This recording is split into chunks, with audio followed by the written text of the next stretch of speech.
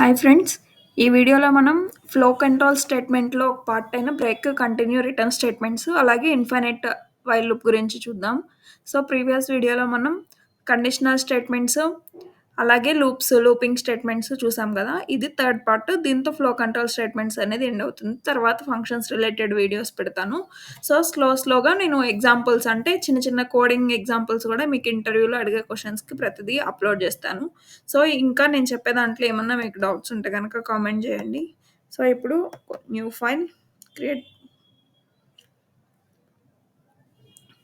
First బ్రేక్‌కి examples చెప్తున్నాను. Break వచ్చేసి for i in range of ఒక నంబర్, ఏదో ఒక నంబర్, ఒక సమ్ 15 వరకు రేంజ్ తీసుకున్నాను.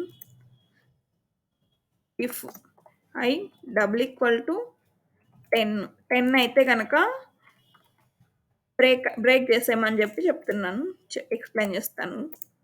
కోడ్ పూర్తిగా చెప్పి else print of i. So, ఇక్కడ ఫర్ లూప్‌కి ఎల్స్ పార్ట్ రాస్తున్నాను. Print program execution completed.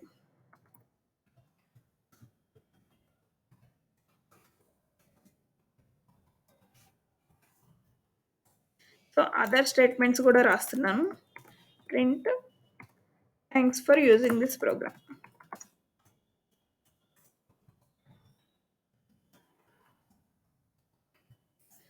So, ఇప్పుడు బ్రేక్ అనేది ఎలా వర్క్ అయితదంటే, ఇప్పుడు ఫర్ లూప్ తీసుకున్నాం. ఫర్ ఐ ఇన్ రేంజ్ అనేది ఎక్కడి నుంచి 0 నుంచి 15-1 14 వరకు తీసుకున్నప్పుడు ఫస్ట్ ఐ వాల్యూ అనేది 0 అయితది. ఐ ఈక్వల్ టు 0 అయిందా? కాదు. ఇక్కడ కండిషన్ అనేది ఫాల్స్ అయింది. సో, అప్పుడు డైరెక్ట్ ఎల్స్ పార్ట్‌లో ఎగ్జిక్యూట్ అయితది. ఐ వాల్యూ ఏంటిది? 0. ఫస్ట్ 0 ప్రింట్ అయితది. ఆ తర్వాత మళ్ళీ ఫర్ లూప్. ఐ వాల్యూ ఎంత? 1. 1 డబుల్ ఈక్వల్ టు 0 10 కాదు. సో, ఫాల్స్ కాబట్టి ఎల్స్ పార్ట్. సో, 1 ప్రింట్ అవుతది. అలా ప్రతి వాల్యూ ప్రింట్ అవుతది ఐ వాల్యూ అనేది. సో, 9 వరకు ప్రింట్ అయితది. ఇప్పుడు 10 తీసుకుందాం. ఐ ఈక్వల్ టు 10 వచ్చింది. 10 వచ్చినప్పుడు 10 డబుల్ ఈక్వల్ టు 10 అనేది ట్రూ. సో, ట్రూ అయింది కాబట్టి బ్రేక్ అనేది ఎగ్జిక్యూట్ అయితది. బ్రేక్ అంటే మనకి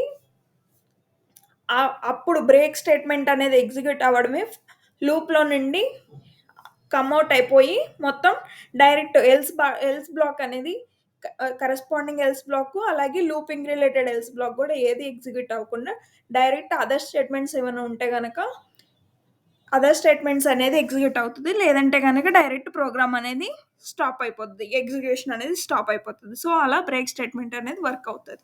దీన్ని ప్రోగ్రామ్‌ని రన్ చేస్తున్నాను చూడండి. సో, చూడండి 0 నుంచి ప్రింట్ అయింది. 9 వరకు ప్రింట్ అయింది. 10 అనేది రాగానే బ్రేక్ అయిపోయింది కాబట్టి for loop related, if related else కూడా ఎగ్జిక్యూట్ అవ్వలేదు.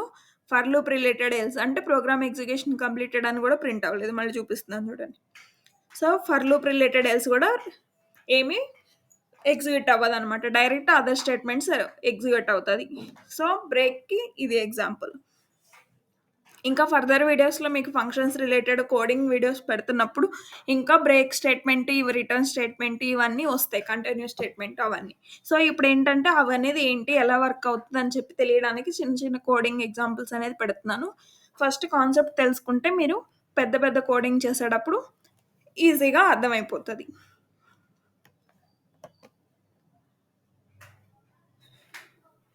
ఇప్పుడు కంటిన్యూకి చెప్తున్నాను. So, for i in range of same 15 తీసుకుంటున్నాను. If i double equal to 10 continue. So, బ్రేక్‌కి, కంటిన్యూకి మీకు డిఫరెన్స్ తెలియడానికి సేమ్ ఎగ్జాంపుల్ తీసుకొని ఎక్స్‌ప్లెయిన్ చేస్తున్నాను. Else print of i. So, for loop else రాస్తున్నాను ఇప్పుడు. Print program execution completed.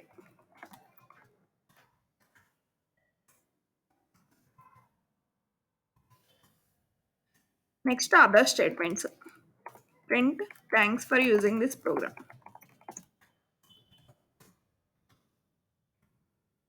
ఇప్పుడు కంటిన్యూలో ఏంటంటే రేంజ్ ఆఫ్ వాల్యూస్ తీసుకున్నాం. ఫర్ లూప్ వర్కింగ్ అనేది same. I equal to first 0 ఉంటది. 0 డబుల్ ఈక్వల్ టు 10 కాదు. ఫాల్స్ కాబట్టి ఎల్స్ పార్ట్ వర్క్ అయితది. ఎగ్జిక్యూట్ అవుతది. సో, ఫస్ట్ 0 ప్రింట్ అయితది. అలా 10 వచ్చే వరకు ప్రింట్ అవుతది. సో, 10 వచ్చినప్పుడు ఏంటి? 10 డబుల్ ఈక్వల్ టు 10 అనేది ట్రూ కాబట్టి కంటిన్యూ. కంటిన్యూ అంటే ఏంటంటే ఈ కరెంట్ ఇటరేషన్‌కి ఆ వాల్యూని అనేది స్కిప్ చేసి రిమైనింగ్ మొత్తం అంతా లూప్‌లో ఎగ్జిక్యూట్ చేయమని చెప్పి మీనింగ్ కంటిన్యూకి. సో, 10 డబుల్ ఈక్వల్ టు 10 అనేది ట్రూ కాబట్టి సో, 10 అనే వాల్యూ ఇక్కడ కంటిన్యూ చేసేసి మళ్ళీ లూప్‌లోకెళ్ళిపోతది. So, next 11 double equal to 10 అనేది ఫాల్స్. కాబట్టి ఐ ప్రింట్ అవుతది. అలా 14 వరకు ఎవ్రీ వాల్యూ ప్రింట్ అయితది ఎక్సెప్ట్ 10 అనేది. ఇంకొకటి కంటిన్యూ స్టేట్మెంట్‌లో మనకి ఎల్స్ బ్లాక్ అనేది ఎగ్జిక్యూట్ అవుతది. అలాగే అదర్ స్టేట్మెంట్స్ కూడా ఎగ్జిక్యూట్ అవుతది. కానీ బ్రేక్‌లో మటికి ఎల్స్ బ్లాక్ అనేది ఎగ్జిక్యూట్ అవ్వదు. డైరెక్ట్ అదర్ స్టేట్మెంట్స్ ఏమైనా ఉంటే ఎగ్జిక్యూట్ అవుతది. సో, చూసారు కదా! 0 నుంచి 14 వరకు. కానీ మధ్యలో 10 లేదు. 10 అనేది స్కిప్ అయింది. So, for loop else part program execution completed. For loop else part work అయింది. ఎగ్జిక్యూట్ అయింది. అలాగే other statements thanks for using this program కూడా ఎగ్జిక్యూట్ అయింది. ఇది continue statement. Next return statement. ఒక స్మాల్ ఫంక్షన్ తీసుకుంటున్నాను. దానికి రిటర్న్ స్టేట్మెంట్ ఎక్స్‌ప్లెయిన్ చేస్తున్నా. DF sum of A, B. Return A plus B.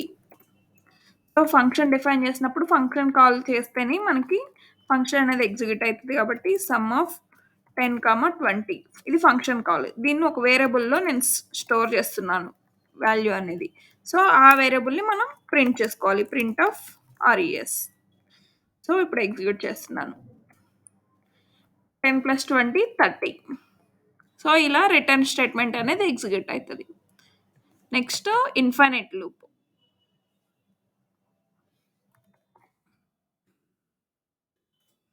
While loop infinite. Infinite లూప్‌లో ఇప్పుడు మనం ఫస్ట్ యూజర్ దగ్గర నుండి ఇన్పుట్ తీసుకున్నాం. Input of enter a number. If number less than or equal to 0 invalid input అని చెప్పి meaning. Is invalid input. Dot format of n. So, 0 కన్నా తక్కువ లేదంటే 0 ఎంటర్ చేస్తే ఇన్వాలిడ్ ఇన్పుట్ అని చెప్పి ఇచ్చాము. నెక్స్ట్ ఎల్స్‌లో ఒకవేళ గ్రేటర్ దాన్ 0 ఉన్నప్పుడు i ఈజ్ ఈక్వల్ టు 0 తీసుకుంటున్నాను. వైల్ లూప్‌కి initialization. While true. So, infinite లూప్‌కి ఎప్పుడైనా సరే వైల్ ఇక్కడ టెస్ట్ కండిషన్ అనేది ట్రూ అయ్యి ఫాల్స్ అయ్యే వరకు ఇన్ఫైనైట్ టైమ్ సో, మనకి కండిషన్ అనేది ఎగ్జిక్యూట్ అవుతా ఉంటది ఫర్ లూప్ అనేది. సో, ఇది అందుకని దీని పేరు ఇన్ఫైనైట్ లూప్ అని చెప్పి అంటారు. సో, నెక్స్ట్ ఇప్పుడు if n greater than or equal to 10. So, n value అనేది 10 కన్నా ఎక్కువ లేదంటే 10 ఉన్నప్పుడు బ్రేక్ చేయమని చెప్దాం. లేదంటే ఎల్స్‌లో ఆ n వాల్యూ అనేది ప్రింట్ చేయమని చెప్దాం. Print of n. Next updation part. i is equal to i plus 1.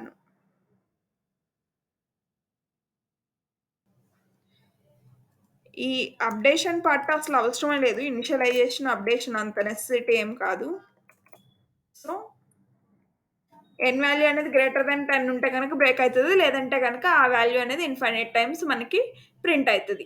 Execute చేస్తున్నాను చూడండి. Enter a number. 0 ఎంటర్ చేస్తున్నాను. 0 is invalid input. Negative value enter చేస్తాను.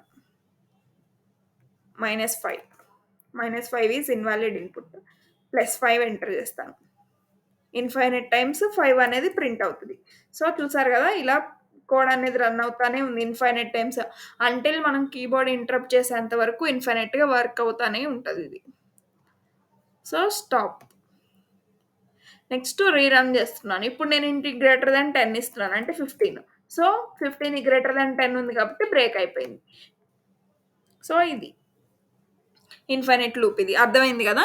ఇక్కడితో ఫ్లో కంట్రోల్ స్టేట్మెంట్స్ అనేది అయింది. నెక్స్ట్ వీడియోస్‌లో ఫంక్షన్స్ పెడతాను. సో, మీకింకా చెప్పాను కదా! ప్రీవియస్ వీడియోలో ప్రైమ్ నంబర్స్ ఎగ్జాంపుల్స్ ఇవన్నీ కోడింగ్ వీడియోస్ పెడతాను. చూడండి, నేర్చుకోండి. సో, నా వీడియోస్‌లో గనక ఇంకేమన్నా మీకు అర్థం గాకపోయినా, ఏమన్నా డౌట్స్ ఉన్నా కామెంట్ జేయండి. డెఫినెట్‌గా రిప్లై ఇస్తాను. Thank you.